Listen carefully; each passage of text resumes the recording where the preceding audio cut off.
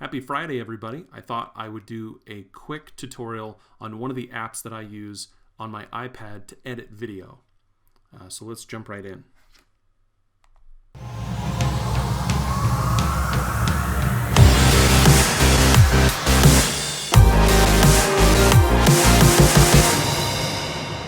So the app in question is called LumaTouch. It's made by LumaFusion. They make a couple of desktop apps. It is on the iOS App Store, and it's about 20 bucks. So I'm going to go ahead and launch it now. I'm running this on the iPad Pro 10.5. You should be able to run this app really on any iPad, I would say iPad 4 or later, although you're going to have much better luck with one of the iPad Air 2nd gens or the new 9.7-inch updated iPad Air, the iPad Pros. This also runs on the iPhone, and I'll probably do another video about the iPhone version of this app because it really allows you a lot of functionality right in your pocket. I normally edit with Adobe Premiere Pro, but you don't have to use editing software that costs a lot of money. This app is 20 bucks, runs on an iPad. It'll run on an iPad that you can buy used for $150. So there's a lot of really great options here. You can see right away it has popped up into one of the videos that I shot a while ago when I was in California doing some drone footage, and that video was completely edited on the iPad Pro in my hotel room while I was in California. I didn't use my MacBook. This was completely edited, rendered, and uploaded to YouTube from my iPad with editing, speed ups, slowdowns, and color correction. I'm going to show you just a couple of those things. We're going to use this same clip. So I'm going to create a new project, and the way that you do that is by hitting this button down in the lower left. Looks like a little plus sign. And so we're going to go ahead and name our project, and we're going to call it Tutorial Project. Super exciting. We're going to keep the frame rate at 30 frames a second, although you can change that if you wanted to. But since we're going to be editing drone footage from the DJI Spark, and the DJI Spark records at 30 frames a second, I'm just going to keep it there. And the frame aspect is 16 by 9. If you don't know what that is, just leave it right there. 16 by 9 is your standard widescreen format. And then we're going to hit this Create Project. All right, so now we have a blank project. If you've ever used editing software, this probably doesn't look too different from what you've used in the past. If you haven't, it's not too hard to get into it, and the controls are really easy. So the first thing that I'm going to do is I've got to add some content. We want to add a video to this. So I'm going to go ahead and click on the Photos icon over in the top left here. I'm going to click on Photos. And then it's going to bring me to, now I've got to add some content to my project. It's already in my photos, although if I wanted to, I could change that to something else. But in this case, I'm going to stick with photos. I'm going to go to my albums. I'm going to go to my videos. So I found my video. Got a great shot of my toes there. So the first thing that we're going to do is we're going to set an endpoint. So there's me kind of lifting off the drone and flying around. If you've edited a clip or trimmed a clip using the Photos app or iMovie, this is going to be pretty similar to what your experience would be. So I don't want this part with my feet or with flying out. I want to start right about here. Okay, so that's where I want my clip to start. Now, if I didn't want to drag this little thing around, what I could also do is use this jog control, okay?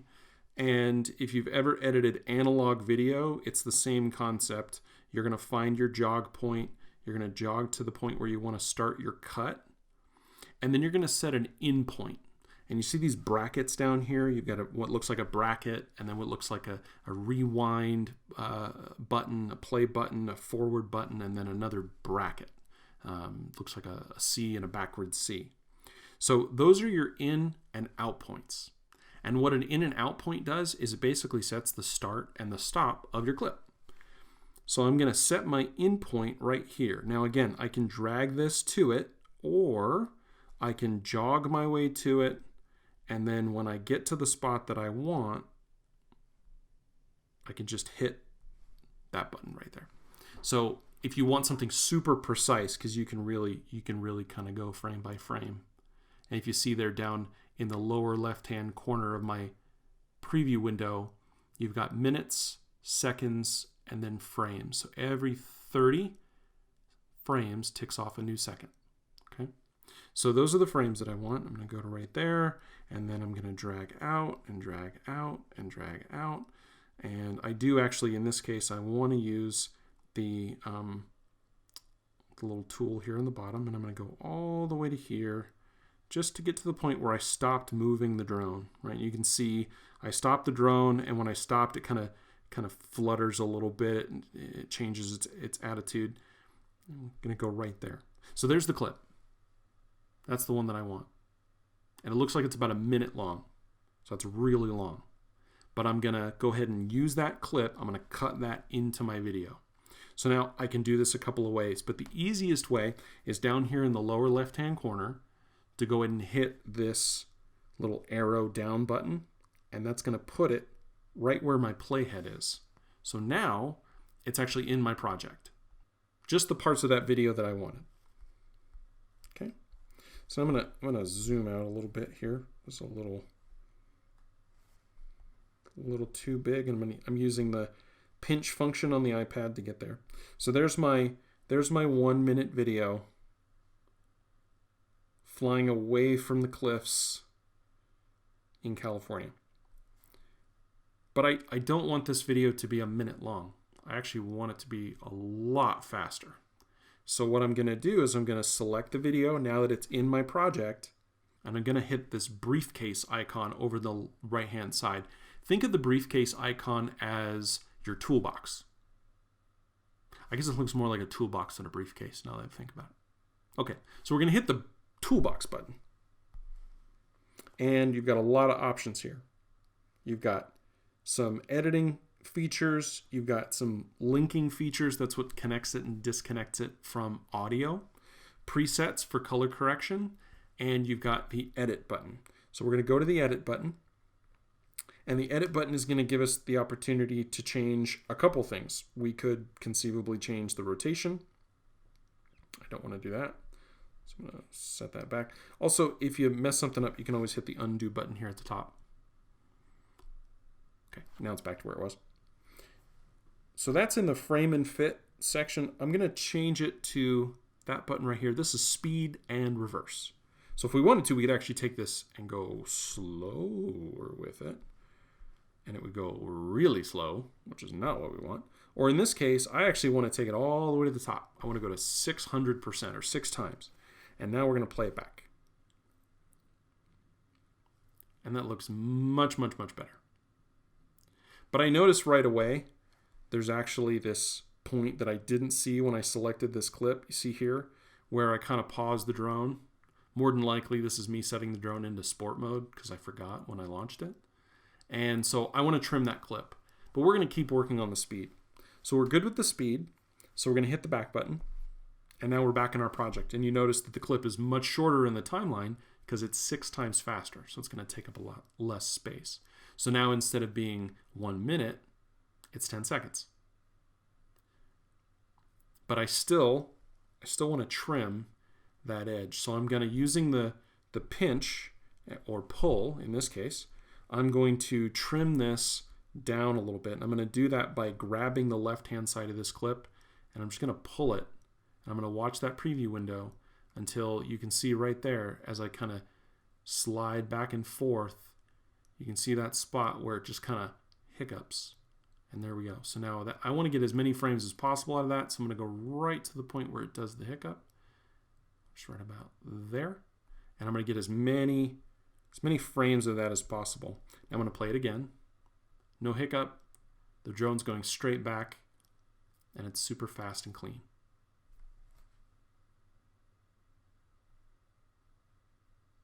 Okay, so now what I want to do is I want to add some footage from a different clip. So the other clip is right here next to it. Okay, and now I'm going to kind of scroll through and see, you can kind of see I was trying to position the drone and get it aligned with the shore, which can be a little hard depending on what you're looking at, and it's bright in the sun. But in this case, it looks like It took me a couple of tries here. I'm going to scrub through, and there it looks like I found what I wanted, and I was able to fly along the coast. So what I'm going to do is I'm going to scroll to just that point where it looks like I really kind of got my position, and I'm going to set my endpoint, and then I'm going to jog to the point where this clip stops being this particular subject flying along the coast. Looks like I got a lot of really good video, and then it looks like that's where I turned the drone. So now I'm going to go back right to the point where I stopped that forward motion, and I'm going to set my out clip, and I'm going to set my out point. And now I'm going to drop this clip onto the playhead. Okay, so there we go. And we'll go ahead and play through. That looks pretty cool. Now, I actually don't want this entire clip. It's a little long.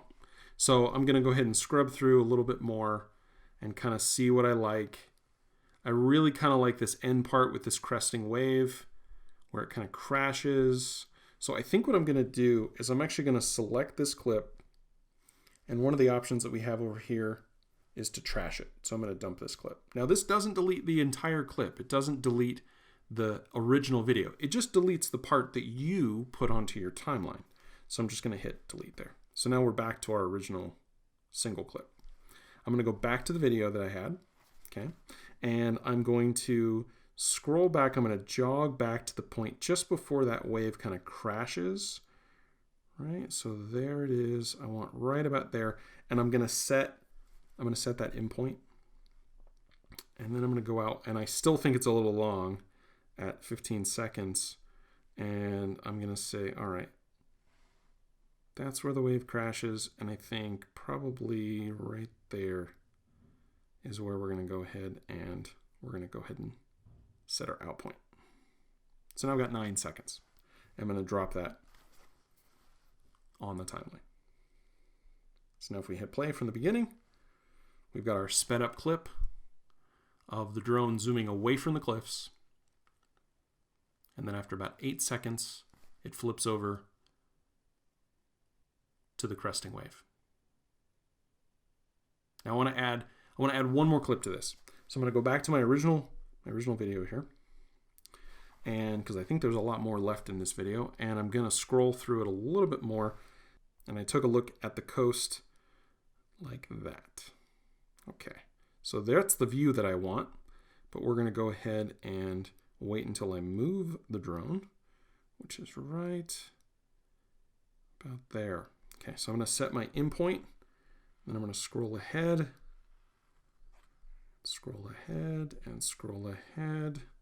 and that's right where I turn. So I'm going to go back, and now I'm going to set my out point. Now that's 30 seconds. So that's too much clip. So I'm going to go back. I really like that big wave hitting right there. So I actually think I want to move my out point to there. And then I'm going to come back a little bit, and I think I'm going to go right about to there. So now I've got about 15 seconds. 15 seconds is a little long, but I think I'm going to speed this clip up just a little bit. So I'm going to go ahead and drop it in. So now we've got our 8-second clip, 9-second clip, and our 15-second clip. So again, I'm going to select the 15-second clip. I'm going to go to the edit, and then I'm going to go to our speed and reverse, and I'm going to set this to 175%. And I'm going to hit back. Now it's 8.19 seconds. I'm going to see how that looks. Sometimes the waves sped up can look unnatural, so I want to see how it looks. I think that still looks pretty natural. I think we're still getting all the details of the waves, and it's not too long. Now that we've cut and put 3 clips into our timeline, I want to color correct these clips. So I am going to select this clip, and I'm going to go back to edit. We're going to go over here to the color and effects tab down at the bottom. Okay, and we have all these color and effects options. So we could make it, we drop a lot of the green out of it if we wanted to.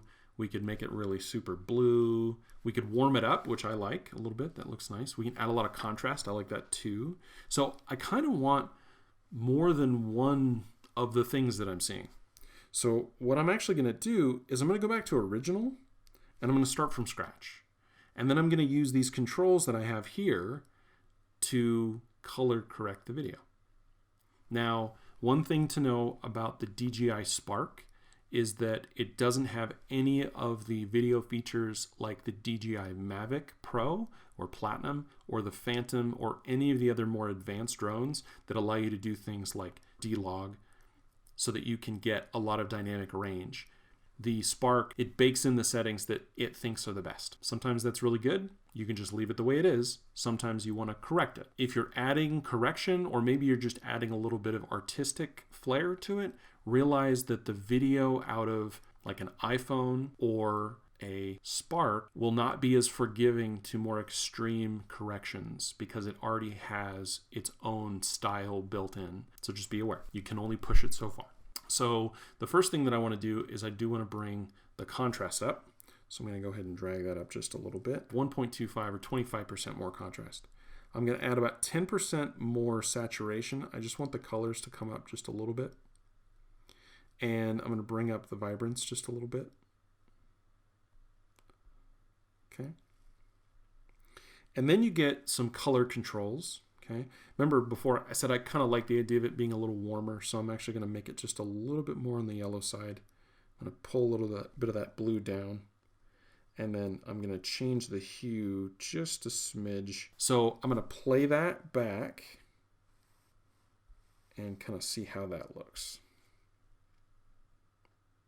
The really great thing about this is that with the iPad Pro and with the Luma Touch app, this is all in real time. So you don't really have to render anything. When we export this video, you'll actually see how fast it goes. It's really quick, which is nice. Okay, so I feel like we're done there. And we're going to apply this same setting to other apps. Now, a really easy way to do that is if you see over here, there's a little star with a plus next to it. If I hit that, it's going to ask me to save the preset. And I'm just going to call this tutorial contrast warm and save preset. Okay, so now we have a tutorial contrast plus warm, and I'm going to go back. So now we're back at our timeline, and we've got our correction added there. So now we're going to click on this clip here, and I'm going to add the same preset. Now, you won't always want to add the same presets, but in this case, I'm going to use the same preset. So I'm going to click on the preset button, and I'm going to use our tutorial contrast. And I like that. That looks nice. Now I'm going to do the same thing over here. And it's giving it a little bit of pop. All right, I think that looks great. We could add titles, we could add sound. I'll probably do that in a later video. So for right now, we're just going to stick to editing clips, dropping them on the timeline, doing some color adjustments, and then exporting. Okay, I'm going to go ahead and tap on the preview window, and up at the top, we've got a little button. Looks like a share button with a little arrow going to the right. I'm going to hit tap here, and I'm going to say I want to export this as a movie. I could export just the audio. I could also export this as a project archive and then open it on my iPhone and continue working on it. So I'm going to click on movie. I'm going to save it to the Photos app in this case, but you can share it to YouTube directly if you want to. But in this case, I'm going to put it on my Photos app. And it's going to give you these settings options. So if you wanted something a little bit smaller, you could upscale it to 4K. I'm not really sure why you would do that, but this will edit 4K without any trouble. You could also change the frame rate if you wanted to give it a little bit more of a film look, although you want to be careful when you're taking 30 frame video out of something like the Spark and making it 24. It can get a little jerky. I find that the downscale just does not look good. For video quality, I keep this at standard 24 meg. And the reason for that is because I know that the bitrate coming out of the DJI Spark is 24 megabytes or megabits. So I'm going to keep it at 24 megabits. I'm going to keep it at H.264, and it tells me that it's going to be 83 megabytes. Okay, all done. I'm going to hit the button, and you'll kind of see how fast this goes. So 1080p video, edited, color corrected and adjusted, and saved in just a couple of minutes. and it took a couple of seconds to render. So this is a quick intro into the LumaTouch app that I use a lot for video editing, especially if I'm doing something simple and easy. Thanks for watching. I'd appreciate it if you liked, subscribed, and shared this video. Thanks.